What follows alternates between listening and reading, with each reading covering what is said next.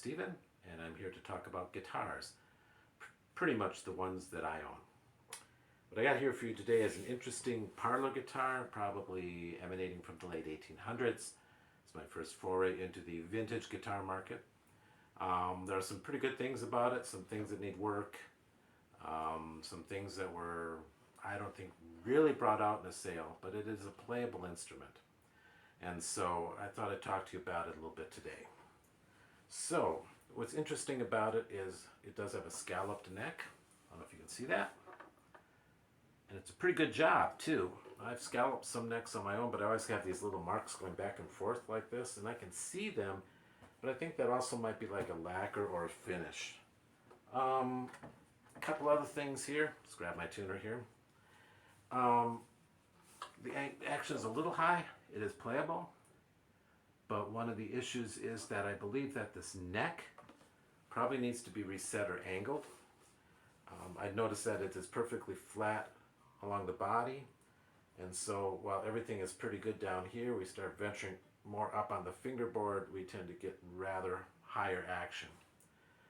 I do have this tuned down a step. I think it's a little easier on the neck, and it is playable, and it has kind of a sweet tone.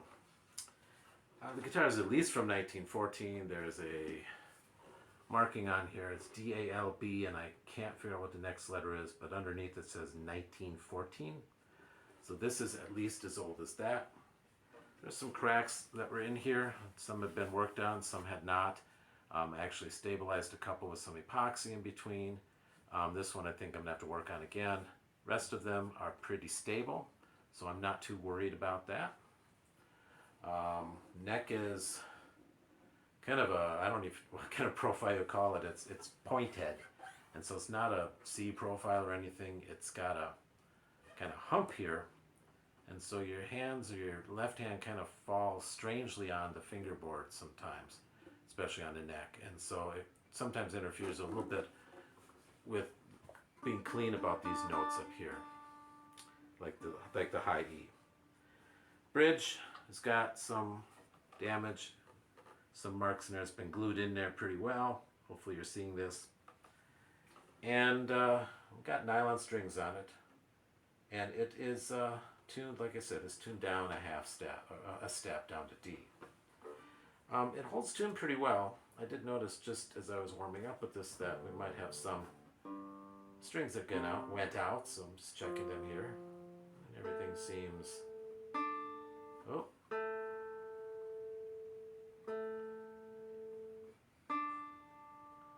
so what I thought I'd do is just play a few chords on this so you can hear what it sounds like. It's got a nice sweet tone, and so we'll see what you think here.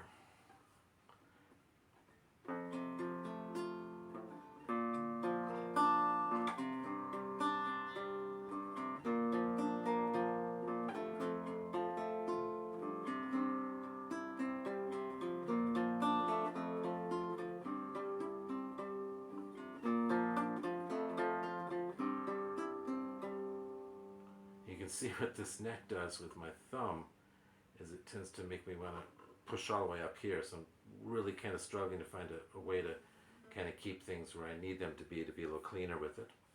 I did find that, you know, if I just capled this up half fret, and because it's scalloped, you got to pretty much come right down on the fret or a little bit behind. You know, then you're in standard tuning. And so that works pretty well. Then the action is really quite doable. So we'll see what happens in the spring. I'm going to probably bring it in and have some work done on it if possible. If I'm stuck with it the way it is, it's still fine because it still is playable. It's got a neat tone. I'll just keep it tuned down a half step and use it for some things there.